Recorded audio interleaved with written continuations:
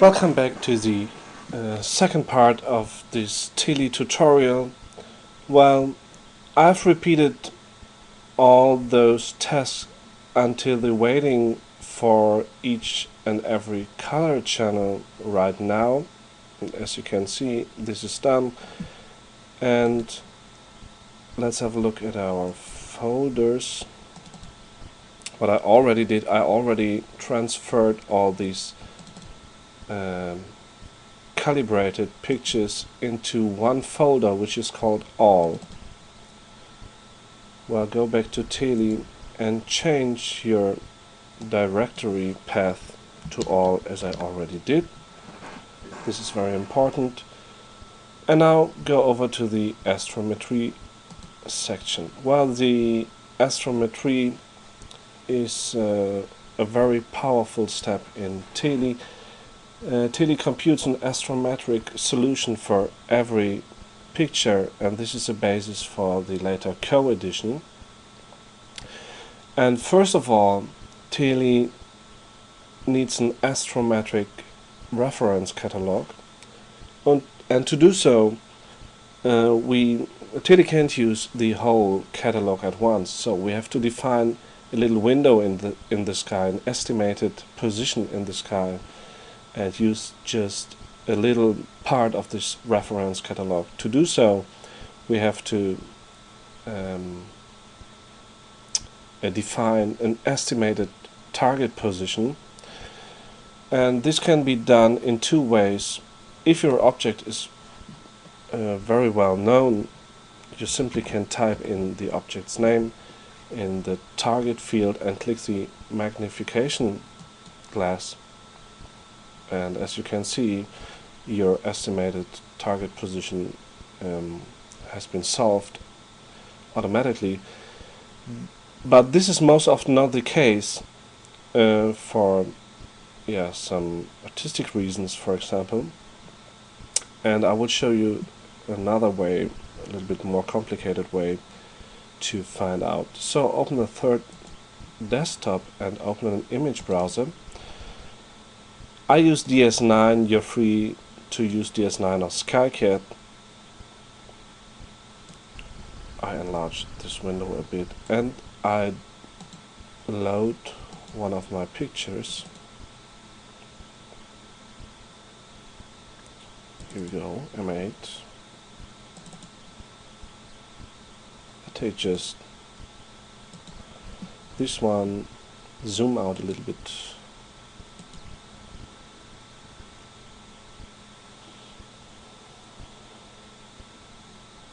And do a little scaling. It's a screen transfer function, so to say. Doesn't look good.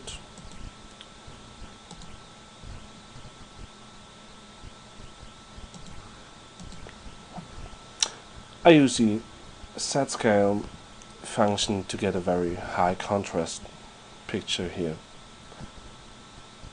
Next thing is to enable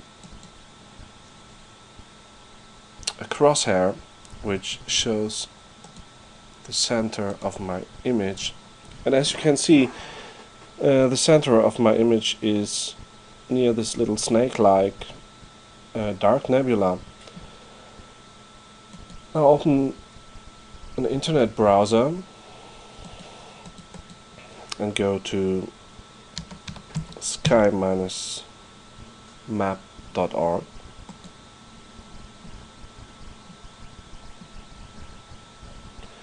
Type in the object's name and search for it. Okay, let's zoom in a bit. And as you can see, there's this little snake-like dark nebula, and in the upper right you can see the coordinates corresponding to the mouse position. So move over with your mouse to the position and write down those coordinates which you can use for your astrometric solution in Theli. Well, as my object is well known and already in the center, I simply use the already chosen coordinates. Well, now you have to set a magnitude limit. Here a little experience is needed. I would start with settings around 12 to 15. In this case I've chosen 15. The radius in my case is 90 arc minutes. You can up and downscale this to your camera telescope combination, or you do a little mathematics and calculate this. Now you have to choose a catalog. You can choose between different sky catalogs, and which one to use is up to you. If you don't know which one to use, have a look at the Theli manual. All those catalogs are described there, and well, I use the UCAC4 catalog, and also choose a server. If the default server is offline, just try another one. Well, and simply that's important at this step to download the catalog, and after a few moments the founded stars or reference sources are shown in this messages box. Well, now we have to fine-tune our source catalog. To do so, I would say simply try those default settings here, and if they don't work, you could maybe change the detect threshold to get some fainter objects in your catalog. As I said with the reference catalog as well, a little experience is needed here, but just try out the default settings. If you want to get some fainter objects, just change the detection threshold, and if your images contain a lot of saturated stars, you could maybe change the maximum flag in numbers of 1, 2, 4, 8, 16 and so on. 8 would be a good starting point here. Okay, let's go over to the astrometry. Brand new to the astrometry section is the use of the astrometry.net engine, but this is in a beta stadium, so give it a try. But I would like to show you in this workshop how to use SCAM to create your astrometric solution. So open the SCAM configuration, and at this point most people are totally overwhelmed, and to be honest, I was overwhelmed too when I first used Theli. But the good news is you just have to make little modifications here. First of all, the position angle maximum error should be 180 degrees, and if you choose 180 degrees, every camera angle between 0 degrees and 180 degrees is covered, and so you're pretty on the safe side, and you can be sure your astrometric solution will be found. The position maximum error, I would say just try the default settings, but if you're not sure, you can raise it up a bit to 5 arc minutes. Same for pixel scale maximum error. Try the default settings, but if you're unsecure, you can raise it up a bit to 15%. Important, you have to change the astro instrument keyword to known, because you want to be sure that your astrometric solution is being calculated for all your images and not just for one color filter. Same for photo instrument keyword. And simply click match flipped images. Just if you don't know the exact architecture of your CCD chip, just to be sure. With match flipped images enabled and a position angle maximum error of 180 degrees, you're on the safe side. So simply click OK, and start the whole process. Well, this is time consuming, so we do a little break here and we'll see each other later if the astrometric solution has been found.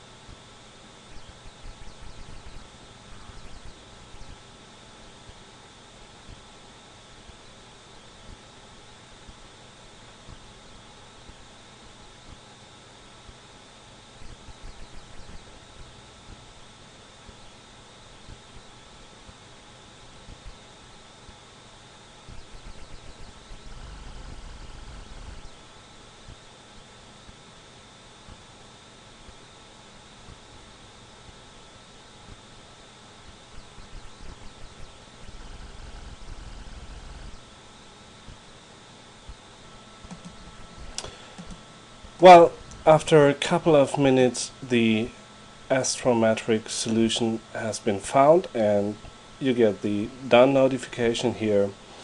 So, but how do we know if everything worked alright, and how do we know that our astrometric solution matches perfectly?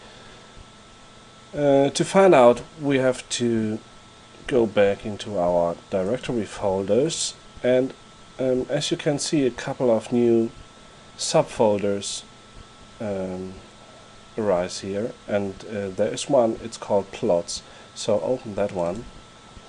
There are different plots in this folder, and interesting for us is the distortion plot and the F groups plot. So first of all, open the F groups plot just by clicking on it, and this is how the F groups plot should look like when the astrometric solution has been found and worked perfectly. All red colored dots here are such from the reference catalog, and as you can see, the radius of 90 arc minutes has been perfectly chosen here. You can see the frame borders of our CCD pictures here, and all the green little dots in here are those stars which match with your source catalog. And so this is how an F groups plot for a perfect astrometric solution should look like. If it doesn't look like this, it doesn't make any sense to go further to the coaddition section. So if it doesn't look like this, you have to repeat the astrometry section and redefine some parameters. The other plot is the distortion map, and this should be concentric like this, and this is a perfect distortion map.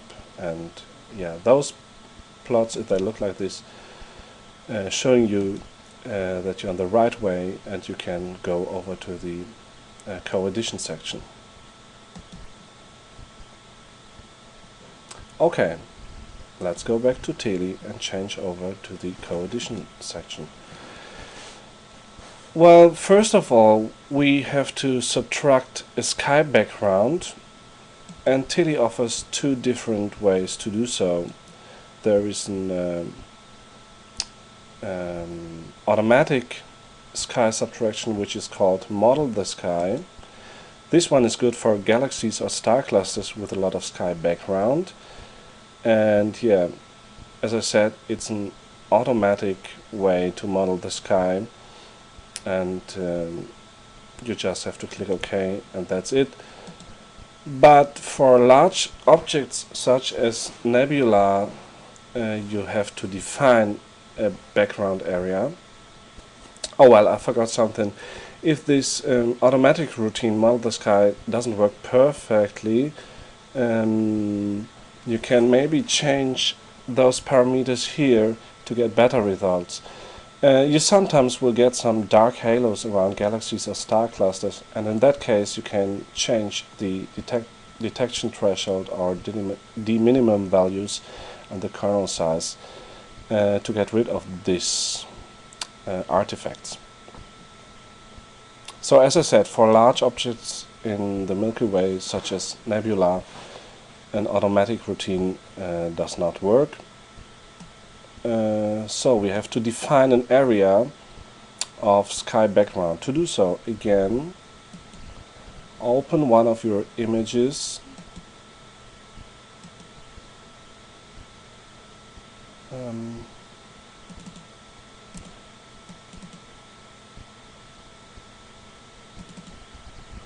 yeah, it's the same one. Okay. Open one of your images and set the scaling to set scale again to get a very high contrast picture. As you can see, there are certain areas in this picture that contain a lot of stars and also contain a lot of sky background. So what we do now is we define this area by an imaginary little box and write down the coordinates for this imaginary box, the upper left corner coordinate and the bottom right, for example. And you can see this coordinates in this section here. So the upper left is 2584 in X direction and 1816 in Y direction. So the bottom right is 2672 in X direction and 1732 in Y direction. Go back to Theli and fill in these coordinates into these blank fields. So X minimum is a small X value, which was 2584, and X maximum is 2672. Y minimum is a small value, 1732, and Y maximum, the large value, 1816. Okay, so you have defined your region with empty sky. Click OK and move over to the Coaddition section. Open the configuration panel. Again, here are a lot of values you can enter, but be sure there are just a few modifications we have to do in here. First of all, if not automatically done, fill in your estimated coordinates, which you already used in the Astrometry section, into these fields. Choose a filter to coadd. You have to repeat this step for each color filter. So start, for instance, with the blue filter, and after this, go over and coadd the green, and so on and so on. If you like to stack your images on comet's nucleus or any other moving object, you can fill in some proper motion vectors here. If you'd like to up or down sample your images, you can set a new pixel scale for resampling here. The edge smoothing length is interesting if you're doing mosaics, so you can enter a value here, and this works, as I can say, perfectly in Theli doing mosaics. The outlier rejection is self-speaking. It's in units of sigma, and the standard value is 4. Already a strong value would be 3, and if you feel like you have to go below that, you should first of all check if nothing went wrong with your calibration, for example. Very powerful and interesting is the use of different resampling kernels. Well, open this, and as you can see, there are different resampling kernels. Nearest neighbor is a very simple resampling kernel with almost no effect on your later picture. You should choose it when you're doing wide field images with 50mm lenses or something like that. Bilinear should be chosen for undersampled pictures, like such with a telephoto lens. And I use Lanxos 2, which is which you should choose if you're having undersampled pictures. Like I do have a telescope with 520mm of focal length and 5 micron. The pixel size of my chip is 5 micron, so this is slightly undersampled, and I choose Lanxos 2, which works perfectly. If you're having well sampled data, you should choose Lanxos 3. As you can see, if I mouse over here, it says the kernel used for resampling, best choice Lanxos 3. So you also could use Lanxos 4, which should lead to best results, but be sure that your data is very well sampled, and if you notice any dark rings around your stars, you better choose Lanxos 3 or Lanxos 2. The combination type is also worth a look. If you open this, you will find different combination types. You might already know the median type or the average method, but the default setting is again weighted, so here again a weighting takes place, and to be specific, it's like such pictures with a high signal to noise ratio are weighted more into the combination process than such pictures with a bad signal to noise ratio, and so you can be sure that your final image is getting the best signal to noise ratio.